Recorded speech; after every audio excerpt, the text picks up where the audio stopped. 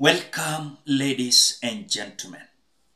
It is now very clear that Rigathi Gachagua is distancing himself from this Kenya Kwanza government, where he is the Deputy President of the Republic of Kenya.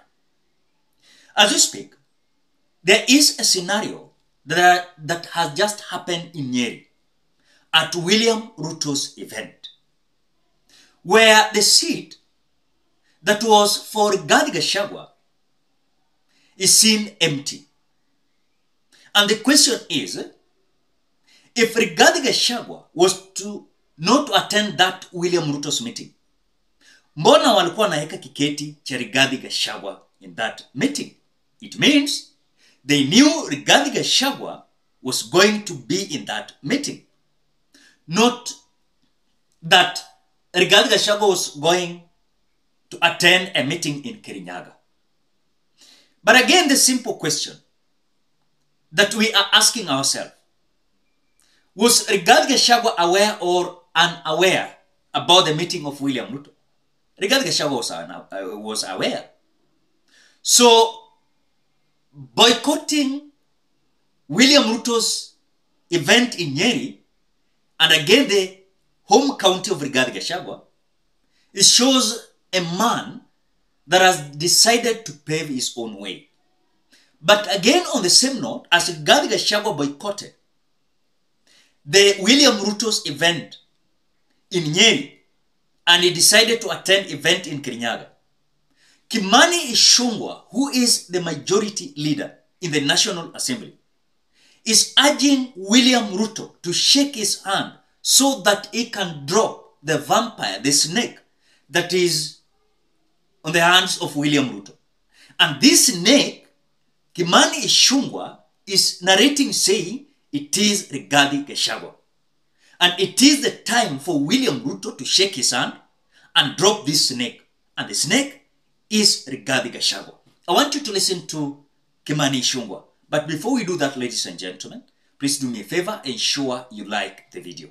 When you like the video, you automatically support the work that I'm doing in this channel. Because I have realized that sometimes you watch and you forget liking the video.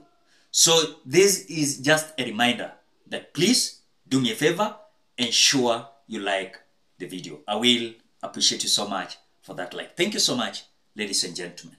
Let us listen to Kimani Ichung'wah. Governor Sakaja amesema limetuguza mahali.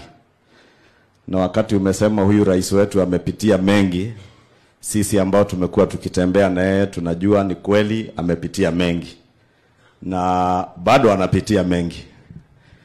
When we read in the book of Acts 3:28 that when Apostle Paul got to Malta and with a shipwreck and many people swam to the shore,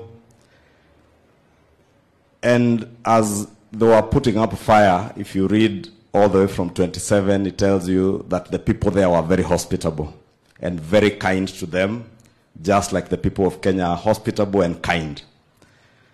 Lakini wakati Paul alienda kukusanya kuni kuweka moto sababu watu wamenyeshewa wako na baridi, nyoka akajifungilia kwa mkono.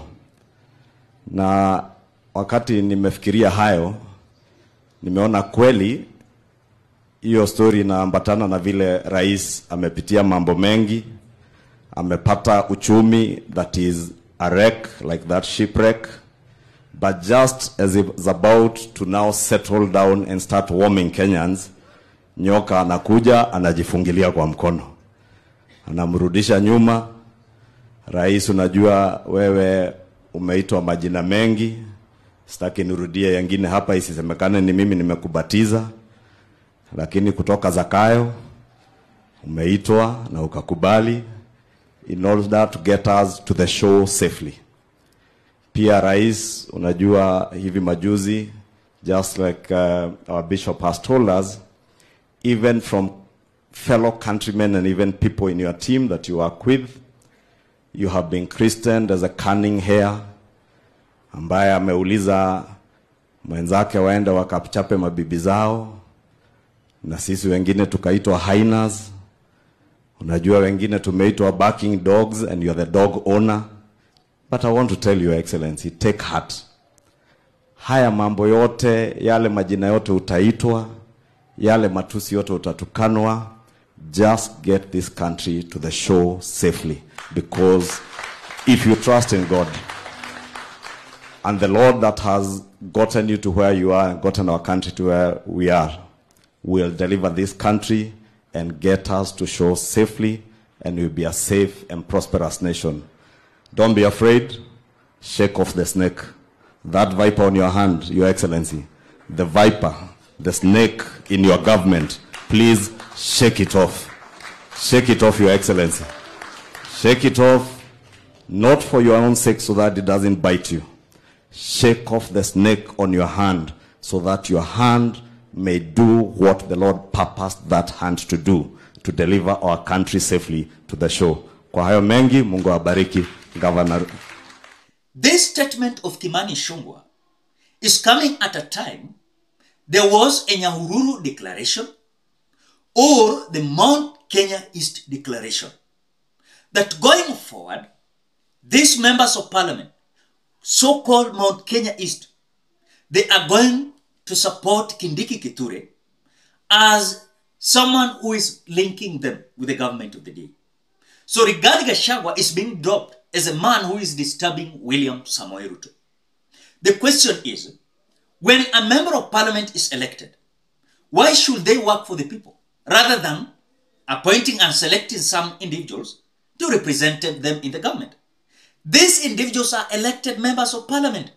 They are even more powerful than Kindiki Kithure. So when you look at the proposals and declaration of these members of parliament, it's showing pure politics, nothing like development, nothing like Kindiki Kithure linking them with the government of the day. Already they are members of parliament, elected under UDA party. UDA is having the government. What is this that they are looking? Today, I could have expected ODM to say that going forward, we appoint Anyang' Nyong'o to be a link of ODM and the Kenya Kwanza government, because ODM is not in the government. But you just imagine a member of parliament, or rather members of parliament, elected under UDA party, selecting someone who is just a CS. Who is just a CS. To represent them in the government. Then I'm asking myself, who is to represent who?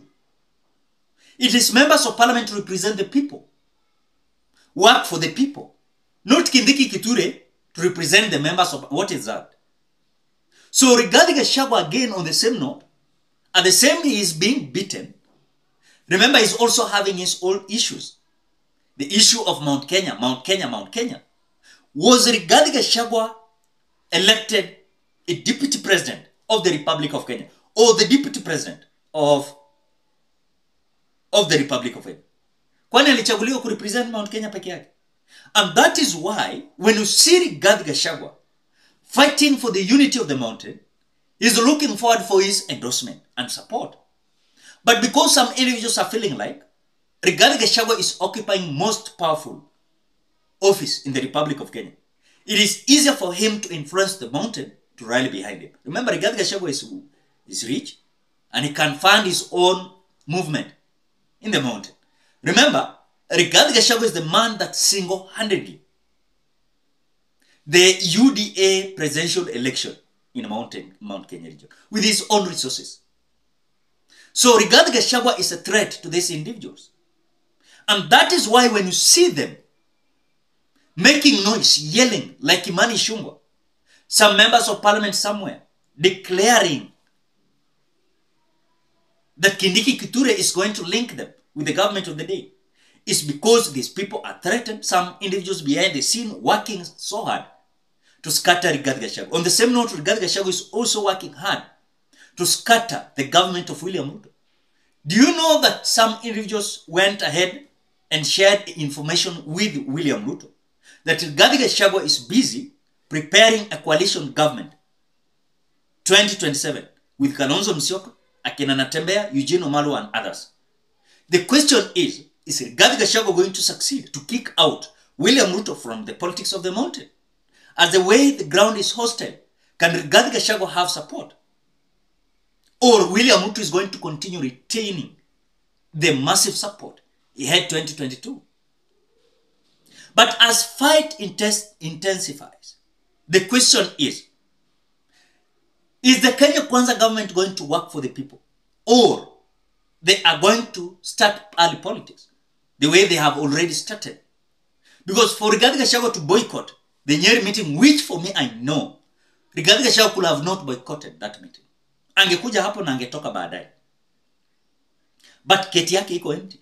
The question is Rigathi Gachagua comfortable or not? Because you can clearly even see the close allies of Rigathi Gachagua. Some of them were there. Like the governor of NYERI, Mutahi Kahiga, was there. But you can clearly see and understand they are so cool and they don't want any issue. Why? Because they know kwa hii watu wako nayo NYERI hii, kwa hii meeting ya William Ruto, they are having enemies. And for them it's just to learn lesson and go report to their boss. So I think the battle is continuing day in, day out. And I believe and I know, going forward, Rigathi Gachagua is not going to be the deputy party leader of UDA. And is not going to be appointed or retained as the running mate to William Ruto for 2027. And things are going to be messy and noisy. I'm telling you. Because you cannot underrate Rigathi Gachagua on the same note. You cannot overrate him also. He's also having supporters. He's having money.